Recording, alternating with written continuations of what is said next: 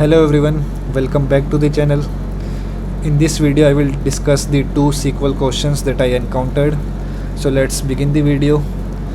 The first question is, write a query to calculate the longest period in days that the company has gone without hiring anyone.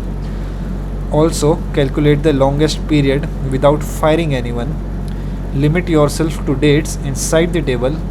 Last hiring termination date should be the latest hiring termination date from table. Don't go into the future. Okay, so we have to find the maximum difference between the dates that the company has gone without hiring anyone and without firing anyone. So what does it mean? Like a company hired someone on 1st of this month, and then they hired someone on 5th of this month, and after that they hired someone on the 15th of this month. So what is the time days different between the 1 and 5? That is 4 days. They have gone 4 days without hiring anyone here. And what is the difference between 5 and 15? It's like 10 days. So there they went 10 days without hiring anyone, and we have to find the longest period. So what's the longest period they have gone without hiring anyone? So that's 10 days. So the same way we are going to calculate that they have gone without firing anyone. So let's look at the data. In the data we have first name, last name, ID, hire date, termination date and salary. Just a brief note, when it's like 0009 here, it's like 2009. Here this is 2016, here it's 2014. So when I uploaded the data, it just come in this way. So just keep that thing in mind. It's like 2015, 2017. Okay, so we have to find the maximum difference here that they have gone without hiring anyone. So for that, what we can do is we can do lead or lag function, depends on what you prefer. And I guess everyone knows what lead or lag function is. If not, I will explain once I start writing the query. So let me start. So what I can do is I can do like select hire underscore date, comma lead of hire underscore date, comma 1 over order by hire underscore date as hire from Uber employees. Let me just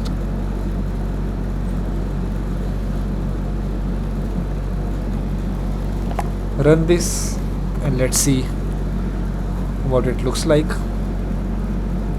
After running this, we can see that there is one more column higher in which I have the dates, but here what's happening up is the date that is in the next column is coming adjacent to the previous column. For what I am trying to say is this date is coming up here, this date is coming up here, this date is here, and this date is coming up here. So that's what lead function does. It make a column, and then whatever values are in the next column that we have here, like hire date, it will go one above. I am using 1 here, that's why it's going 1 above here, and we are ordering it by hire date. And if we go in the end, we can see it's null because there is nothing here. If there is nothing here, nothing will come up here, and then this value will come up here. So that's what lead function does.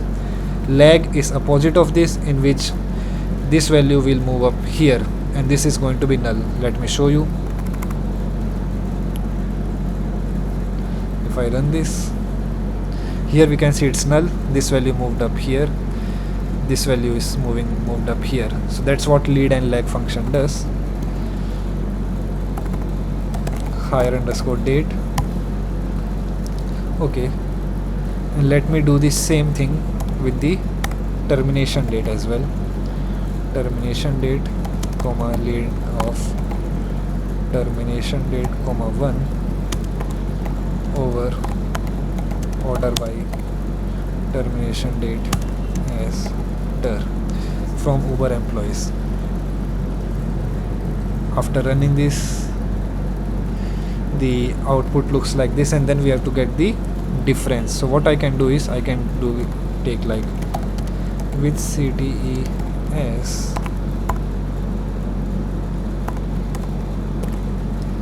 I can do like select, I have to calculate the date difference, so I will do date difference, and then in day for higher underscore date, comma, I have to get the difference between these dates as without underscore higher, and same thing I have to do for the termination date, date diff day, comma, higher underscore date, comma, termination date. It's not higher date. Let me change it to termination underscore date as without termination from city. Let me run this and see. Here I got the difference in the dates. Like this is how the output looks like, and we want the maximum of it. So now I will just do the max to get the maximum of it, and I guess that's it. That's our query. And here we can see, yeah, so maximum days that they have gone without hiring anyone is like 269 days, and they have gone 337 days without firing anyone or terminating anyone. So that's our query. I just picked up this question because we don't get much chance to use lead or lag function, so I just use it so that we are aware of it, and we just got one question to practice it. So that's our first question. Let's go to our second question. Our second question is, find the sum of all values between the lowest and highest transportation numbers, exclude the lowest and highest numbers in your sum. Okay, your output should have 3 columns: minimum number, maximum number, and summation. Okay, let us look at the data. Oh, it's just a small data in which I have the index column and the number column, and here they want us to have 3 numbers: minimum number from this, maximum number from this, and the summation. And summation is a sum of all the numbers that are between the minimum number and maximum number. Okay, so for this, let me write the bigger version of it that I first thought and wrote it, and after that there is I will give you the easy way of doing it. So let me start. What I can do is I can do like select min number, comma, max number as max underscore number as min underscore number from transportation numbers. It's 0 and 8, and I know I need the summation of all the numbers that are between them. So for that, what I can do is I can write a temp table like with CTES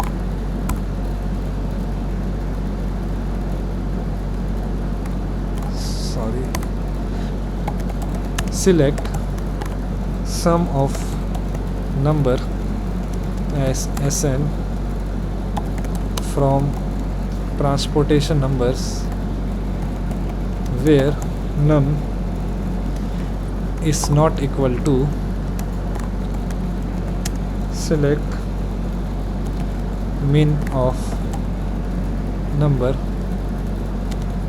from transportation numbers.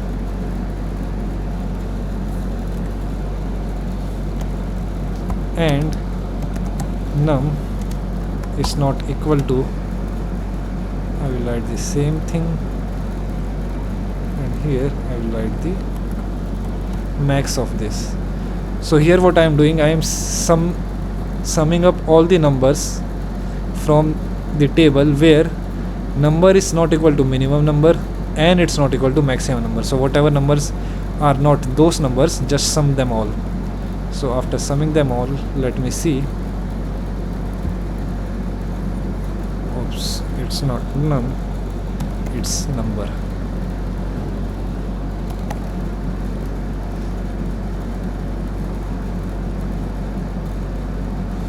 And the sum is 24, and I need this value here.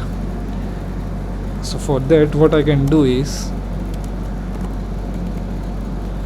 select SN from CTE as summation. Let me run the query.